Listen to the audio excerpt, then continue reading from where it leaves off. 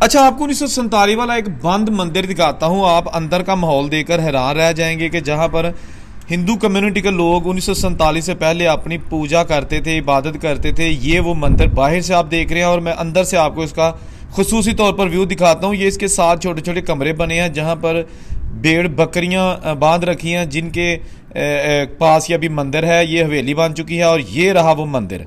ये देखिएगा कौन सा मंदिर हो सकता है। मैं अंदर भी कैमरा लेके जाता हूँ। ये थोड़ा सा सुराख है, ये देखिएगा। ओए होए होए होए, ये है जनाब मंदिर 1947 की निशानी। दोस्तों, ये मूर्ति स्थान आप देख सकते हैं और अंदर पूरा गंद से भरा पड़ा है क्योंकि एक भी हिंदू इस इलाके में नहीं है। और ये देखिएगा, ये सारे मूर्ति स्थान जो कि अब बिल्कुल तबाही बर्बादी की तरफ है। और ये रहा इस मंदिर का बाहर से आपको खुसूसी तौर पर व्यू दिखा रहे हैं। इसकी ऑलरेडी मैंने मुकम्मल वीडियो डाली है, कमेंट में बताइएगा।